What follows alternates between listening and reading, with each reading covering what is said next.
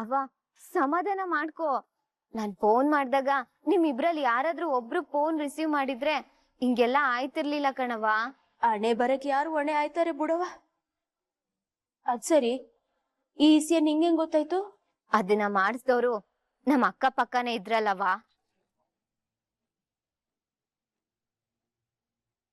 ಇವನ್ ಹೇಳ್ತಾ ಇದೀವ?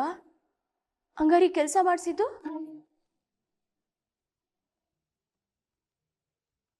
ಏನ್ ಸಾವಿತ್ರಿ, ನಿನ್ ಗಂಡನ ಅಣ್ಣನೋ ತಮ್ಮನೋ ಜೈಲ್ಗೆ ಹೋಗ್ಬಿಟ್ಟು ಬಂದಾನೆ, ರೌಡಿ ಅಂತ ಕೇಳಿದ್ದೆ. ವಿನಂತಿ, ಅವ್ನ್ ಫೋನ್ ನಂಬರ್ ಇದ್ರೆ ಈಗ್ಲೇ ಫೋನ್ ಮಾಡಿ ಅವ್ನ್ ಕಡೆಯವ್ರು ಯಾರನ್ನಾರ ಕಳ್ಸಿ ಆ ಹೋಟ್ಲನ್ನ ಈಗ್ಲೇ ಒಡ್ದ್ ಬಿಸಾಕ ಕೇಳು. ವಿದ್ಯಾಕ್ಕ,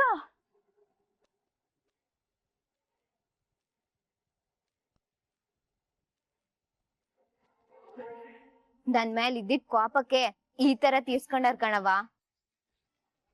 ಅಯ್ಯೋ, ಅವ್ರ ಮನೆಯಾಗ ಈಟೊಂದ್ ದ್ವೇಷ ಅದೇ ಅನ್ನೋದಾದ್ರೆ ನಿನ್ ಕತೆ ಏನವ? ನನ್ ಚಿಂತೆ ಬಿಡವ, ಅವ್ರಿಂದ ನನ್ನನ್ನ ಏನು ಮಾಡೋದಿಕ್ಕಾಗಲ್ಲ.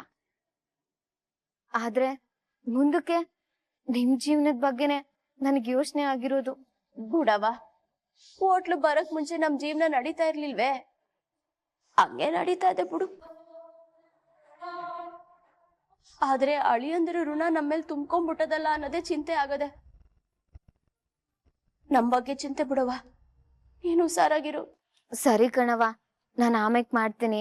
ಅದ್ರ ಬಗ್ಗೆನೆ ಚಿಂತೆ ಮಾಡಿ ಕೊರಗ್ ಬಿಡ್ರಿ. ಆಯ್ತು.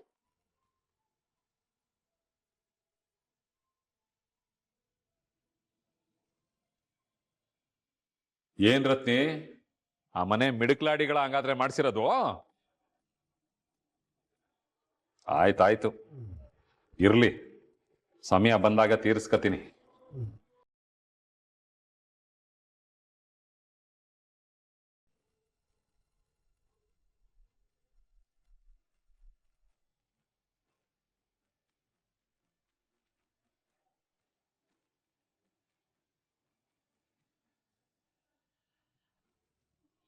ಆ ಚಲುವರಾಜನ್ ಹೋಟ್ಲಿಗೆ ರೌಡಿಗಳನ್ನ ಕಳಿಸಿ ಅಲ್ಲೆಲ್ಲ ಹೊಡಿಸಿ ಧ್ವಂಸ ಮಾಡಿಸಿ ಹೆಂಗಸರ ಮೇಲೆ ದಬ್ಬಾಳಿಕೆ ಮಾಡಿಸಿದ್ದೆ ಆ ಶಿವರಾಮೇಗೌಡ ಅಂತ ಇಡೀ ಕ್ಷೇತ್ರ ತುಂಬಾ ಹಬ್ಬಿಸ್ಬೇಕು.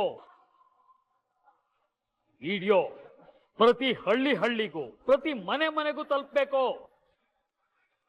ಇದು ಆ ಶಿವರಾಮೇಗೌಡನ ಅಟ್ಟಹಾಸ ಅಂತ ಒತ್ತಿ ಒತ್ತಿ ಹೇಳಬೇಕು. ಅವನು ಯಾವುದೇ ಊರ್ಗ್ ಹೋದ್ರು ಆ ಊರಿನ ಜನ ಅವನ್ನ ಊರೊಳಗೆ ಕೂಡಬಾರ್ದು, ಹಂಗ ಮಾಡ್ಬೇಕು. ಅರ್ಥ ಆಯ್ತು ಬಿಡೋಣ, ಈಗಿಂದೀಗ್ಲೇ ಆ ಕೆಲಸ ಮಾಡ್ತೀರಿ.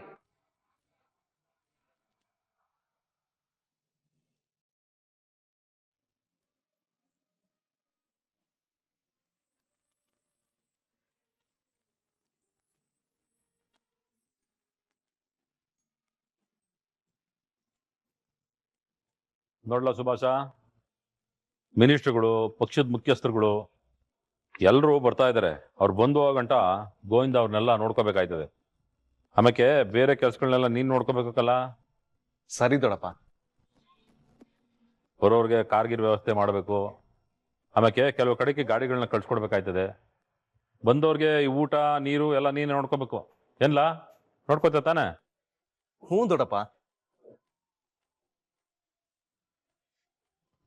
ಆಮೇಲೆ ನಮ್ಮ ನಿರೀಕ್ಷೆಗೂ ಮೀರಿ ಜನ ಸೇರ್ತಾರೆ ಅಂತ ಸುದ್ದಿ ಅದೇ.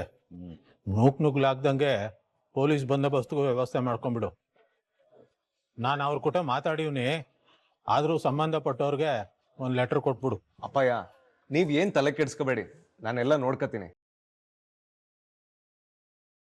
ಸುಭಾಷ, ಆ ಫಂಕ್ಷನ್ ಅಲ್ಲಿ ಯಾವ ತೊಂದ್ರೆನೂ ಆಗದೆ ಅಚ್ಚುಕಟ್ಟಾಗಿ ಮಾಡಿ ಮುಗಿಸಿ ನಿಮ್ ದೊಡ್ಡಪ್ಪಂಗೆ ಒಳ್ಳೆ ಹೆಸರು ಬರಂಗ್ ಮಾಡ್ಬೇಕು.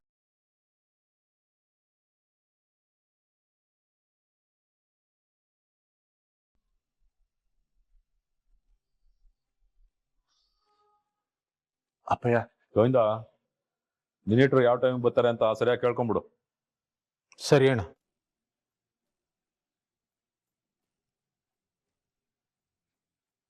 ಅಪ್ಪಯ್ಯ, ನಿನ್ ಕಾಲಿಗೆ ಬೀಳ್ತೀನಿ, ನೀನ್ ಹಿಂಗ್ ಮಾತಾಡ್ದೆ ಇರ್ಬೇಡ ಅಪ್ಪಯ್ಯ. ನೀನ್ ತಾವ್ ಮಾತಾಡ್ದಲೆ ನನ್ ಕೈಲಿ ಇರಕ್ ಆಗ್ತಾ ಇಲ್ಲ ಅಪ್ಪಯ್ಯ.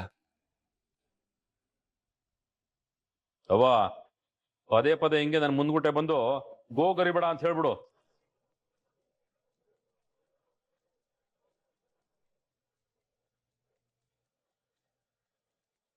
ಅರ್ಹತೆ ಇಲ್ದಾರ ಹತ್ರ ಮಾತಾಡಿ ನನ್ಗೇನು ಆಗ್ಬೇಕಾಗಿಲ್ಲ.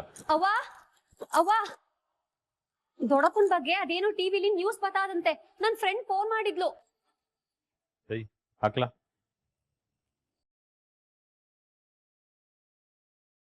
ಶಿವರಾಮೇಗೌಡರ ಅಟ್ಟಹಾಸಕ್ಕೆ ಸ್ವಂತ ಬೀಗರ ಹೋಟೆಲ್ ಸರ್ವನಾಶ. ಅದರ ವಿಜುವಲ್ಸ್ ಕೂಡ ನಿಮ್ಮ ಮುಂದೆ ಬರ್ತಾ ಇದೆ ನೋಡಿ.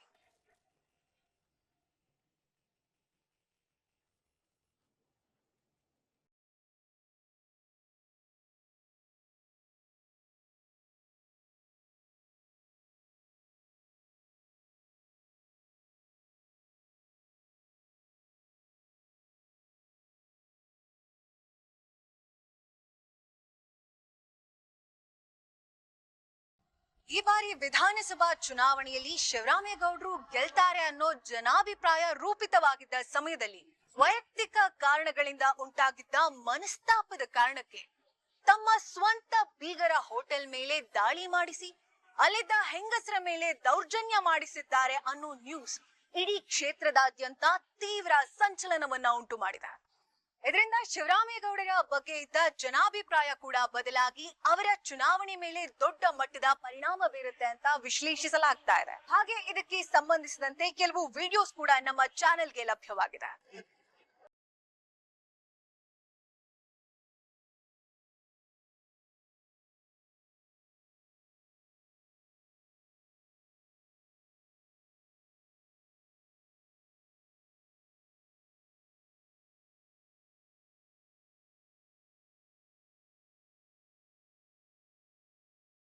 ಒಂದೇ ಗಂಟ ಯಾವ ಊರ್ಗ್ ಹೋದ್ರು ಪಟಾಕಿ ಹೊಡೆದು ಹಾರ ಹಾಕಿ ಆರತಿ ಮಾಡಿ ಸ್ವಾಗತ ಮಾಡ್ತಾ ಇದ್ದಿ ಜನ ಇವತ್ತು ಊರೊಳಗೆ ಹೋಗಕ್ಕೆ ಬಿಡ್ತಾ ಇಲ್ವಲ್ಲಣ್ಣ. ಎಲೆಕ್ಷನ್ ಹತ್ರ ಇರ್ಬೇಕಾದ್ರೆ ಹಿಂಗಾಗೋಯ್ತಲ್ಲಣ್ಣ. ಅಲ್ಲ ನಮಗ್ ಸಂಬಂಧನೇ ಇಲ್ದೇ ಇರೋ ವಿಷಯ ಇಟ್ಕೊಂಡು ನಿನ್ ಹೆಸರಿಗೆ ಮಸಿ ಬೆಳಿತಾವ್ರಲ್ಲ, ಏನ್ ಮಾಡ್ಬೇಕು ಅಂತಾನೆ ತಲೆ ಓಡ್ತಾ ಇಲ್ಲ.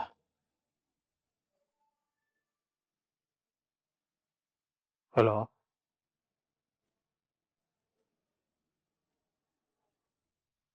ಹೌದಾ? ನಮ್ದು ಅದೇ ಕತೆ ಆಗದೆ. ಮುಂದಕ್ಕೆ ಏನ್ ಮಾಡ್ಬೇಕು ಅಂತ ಯೋಚನೆ ಮಾಡ್ತಾ ಇದೀವಿ.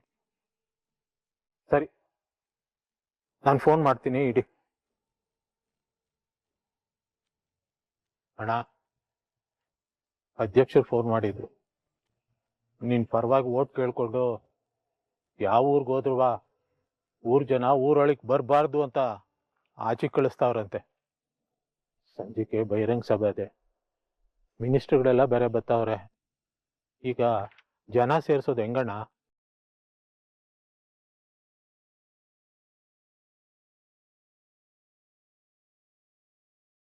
ಎಲ್ಲ ಊರಲ್ಲೂ ಇದೇ ಕತೆ ಅಂತೆ. ಲೇ ಕ್ವಾಟ್ಲೆ, ಜನ ಅಪ್ಪಯ್ಯನ ಊರಿಗೆ ಸೇರಿಸ್ತಾ ಇಲ್ಲ ಅಂತಂದ್ರೆ ಅಪ್ಪಯ್ಯನ ರಾಜಕೀಯದ ಭವಿಷ್ಯ ಹೆಂಗಲ್ಲ? ನನ್ಗೂ ಏನ್ ಹೇಳ್ಬೇಕು ಅಂತ ಅರ್ಥ ಆಯ್ತಿಲ್ಲ ಅಂತಮ್ಮ.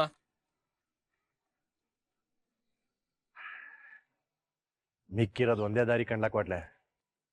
ಆ ಓಟ್ ಹೊಡೆದಾಕಿದ್ ರೌಡಿಗಳನ್ನ ಹಿಡಿದು ಸತ್ಯ ಬಾಯಿ ಬಿಡಿಸ್ಬೇಕು ಆಟೆಯ.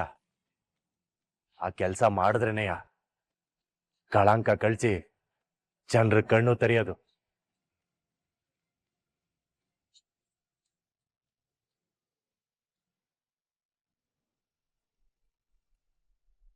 ಸಾಹೇಬ್ರೆ, ಇದೆಲ್ಲ ವಿರೋಧ ಪಕ್ಷದವ್ರ ಷಡ್ಯಂತ್ರ ಸಾಹೇಬ್ರೆ. ನೀವೇನು ಯೋಚನೆ ಮಾಡಬೇಡಿ, ಇದೊಂದು ಚಿಕ್ಕ ಸಮಸ್ಯೆ ಅಷ್ಟೇ, ಎಲ್ಲ ಸರಿ ಹೋಯ್ತದೆ. ಹ್ಞೂ ಸಾಹೇಬ್ರೆ, ಅದಕ್ಕೂ ಎಲ್ಲ ವ್ಯವಸ್ಥೆ ಆಯ್ತದೆ. ಸಂಜೆ ಸಭೆಗೆ ಏನು ತೊಂದರೆ ಆಗಕ್ಕಿಲ್ಲ. ಸರಿ ಸಾಹೇಬ್ರೆ, ಫೋನ್ ಮಾಡಕ್ತೀನಿ.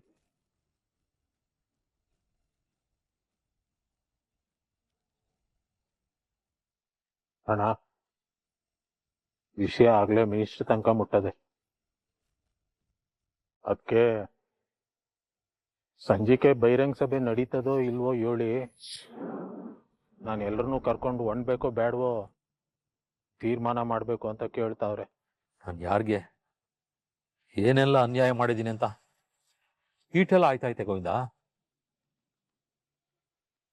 ಅಣ್ಣ ಈಗ ಅದನ್ನೆಲ್ಲ ಯೋಚನೆ ಮಾಡ್ತಾ ಕೂರೋಷ್ಟು ಟೈಮ್ ಇಲ್ಲ. ಈಗಿರೋ ಸಮಸ್ಯೆನ ಹೆಂಗ್ ಬಗೆಹರಿಸ್ಬೇಕು ಆ ಕಡೆಗೆ ಗಮನ ಕೊಡ್ಬೇಕು. ಯಾಕೋ ಇವತ್ತು ಇದು ಬಗೆಹರಿಯಂಗೆ ಕಾಣ್ತಾ ಇಲ್ಲ. ಸಂಜಿಕೆ ಬಹಿರಂಗ ಸಭೆಗೆ ಜನ ಏನಾದ್ರು ಬರ್ದೇ ಹೋಗ್ಬಿಟ್ರೆ ದೊಡ್ಡ ಅವಮಾನ ಆಗೋಯ್ತದೆ ಅಣ್ಣ. ಅದಕ್ಕೆ ಸಭೆನ ಅದಕ್ಕೆ ಸಭೆನ ರದ್ದು ಮಾಡಿ ಮೊದ್ಲೇ ಸೋಲೊಪ್ಕೊಂಡ್ರು ಅಂತ ಹೇಳ್ತಾ ಇದ್ಯಾ? ಶಿವರಾಮೇಗೌಡ ದೊಡ್ಡ ಮನ್ಸ ಅಂತ ಪಕ್ಷದ ನಾಯಕರು ದೊಡ್ಡ ದೊಡ್ಡ ಮುಖಂಡರೆಲ್ಲ ಬತ್ತಾವ್ರೆ. ಅಯ್ಯೋ, ನಾನು ಹಂಗಲ್ಲಣ್ಣ ಹೇಳಿದ್ದು. ಅವ್ರೆಲ್ರ ಮುಂದ್ಗೂಟೆ ಜನ ಬರ್ದೆ ಅವಮಾನ ಆಗ್ಬಿಟ್ರೆ ಅಂತ. ಸಭೆ ನಡೆದು ಜನ ಬರ್ತಾ ಇದ್ರೆ ಆಗ ಅವಮಾನಕ್ಕಿಂತ ಹೆಚ್ಚಾಗಿ ಸಭೆ ರದ್ದಾದ್ರೆ ಆಯ್ತದೆ. ಆಡ್ಕೊಳ್ಳೋರ್ ಮುಂದೆ ಜಾರ್ ಬಿದ್ದೋದಂಗ ಆಯ್ತದೆ. ಏನೇ ಆಗ್ಲಿ ಇವತ್ತು ಸಭೆ ನಡಿಲೇಬೇಕು. ಬಿಗ್ರೆ ಬಿಗ್ರೆ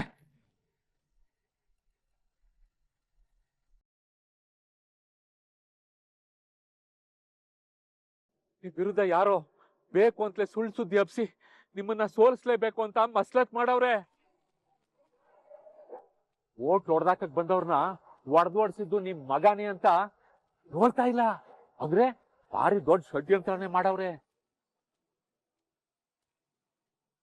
ಷಡ್ಯಂತ್ರ ಫಲ ಕೊಡಕ್ ಬಿಡಬಾರ್ದು. ನಾನು ನಿಮ್ ಕುಟೆ ಬಂದ್ಬಿಟ್ಟು ಅವ್ರ ಷಡ್ಯಂತ್ರ ಇದು ಅಂತ ಊರ್ ಜನಕ್ಕೆ ಹೇಳ್ತೀನಿ. ಯಾವ ಊರಲ್ಲಿ ನಿಮ್ಮನ್ನ ಕೂಡಕ್ಕಿಲ್ಲ ಅಂತಾರೋ ಆ ಊರಲ್ಲೇ ಅವರೇ ನಿಮ್ಮನ್ನ ಸ್ವಾಗತ ಮಾಡ್ಬೇಕು. ಹಂಗ್ ಮಾಡ್ತೀನಿ. ಬನ್ನಿ ಬಿಗ್ರೆ, ಗಾಡಿ ಹತ್ತಿ. ನೋಡಿ, ನಿಮ್ಗೆ ನನ್ ಮೇಲೆ ಕೋಪ ಇದ್ರೆ ಏನ್ ಬೇಕಾದ್ರೂ ಶಿಕ್ಷೆ ಕೊಡಿ, ಬೇಕಾದ್ರೆ ಅನ್ಭವಿಸ್ತೀನಿ. ಆದ್ರೆ ಈಗ ಮಾತ್ರ ಕೋಪ ಮಾಡ್ಕೊಳ್ದೆ ನನ್ನ ಜೊತೆ ಬನ್ನಿ. ಜನಕ್ಕೆ ಸತ್ಯ ಹೇಳ್ಬಿಟ್ಟು ನಿಮ್ ಬಗ್ಗೆ ಮೂಡ್ರು ಅಂತ ಅಭಿಪ್ರಾಯನ ತಪ್ಪು ಅಂತ ಅರ್ಥ ಮಾಡಿಸ್ಬೇಕು. ಬನ್ನಿ ಬೀಗ್ರೆ, ಇದು ಯೋಚನೆ ಮಾಡ್ಕೊಂಡು ನಿಂತ್ಕೊಳ್ಳೋ ಟೈಮ್ ಅಲ್ಲ ಬೀಗ್ರೆ. ಬನ್ನಿ, ಬೇಗ ಹೋಗಿ ಪ್ರಚಾರ ಶುರು ಮಾಡೋಣ. ಗೋವಿಂದ, ಮೊದ್ಲು ಅವ್ನು ಇಲ್ಲಿಂದ ಹೋಗ್ ಕೇಳು. ಬೀಗ್ರೆ, ಹೊಸಿ ತಾಳ್ಮೆಯಿಂದ ಯೋಚನೆ ಮಾಡಿ ನೋಡಿ. ಮೊದಲು ವಿರೋಧ ಪಕ್ಷದವರ ಷಡ್ಯಂತ್ರ ಬಯಲ್ ಮಾಡಿ ಸತ್ಯ ಹೇಳ್ಬೇಕು. ಇಲ್ದೆ ಹೋದ್ರೆ ಅವ್ರು ಹೇಳಿರೋ ಸುಳ್ಳೆ ಸತ್ಯ ಆಗ್ಬಿಡ್ತದೆ. ಗೋವಿಂದ, ಸಮಸ್ಯೆನ ಹೇಗ್ ಬಗೆಹರಿಸ್ಬೇಕು ಅಂತ ನಂಗೆ ಚಂದಾಗ್ ಗೊತ್ತದೆ. ಅವನ್ ಸಹಾಯ ಏನು ಬೇಕಾಗಿಲ್ಲ ಅಂತ ಹೇಳಿ ಕಳ್ಸು. ಇಂಥವ್ ನೋಟ್ ಕೇಳಿ ನಾನ್ ಗೆಲ್ಬೇಕಾಗಿಲ್ಲ. ಗೋವಿಂದ, ನಮ್ಗೆ ಇವತ್ತಿಂತ ಪರಿಸ್ಥಿತಿ ಬರಕ್ ಕಾರಣನೇ ಇವನು ನೆರಳು ನಮ್ಮ ಮೇಲೆ ಬೀಳ್ಬಾರ್ದು. ಕಳ್ಸವನ್ನ. ಇನ್ನೊಂದು ಕ್ಷಣ ನನ್ನ ಮುಂದ್ಗುಟ್ಟೆ ನಿಂತ್ಕೊಂಡ್ಬಿಟ್ರೆ ನನ್ ಮೃಗ ಆಗ್ಬೇಕಾಯ್ತದೆ.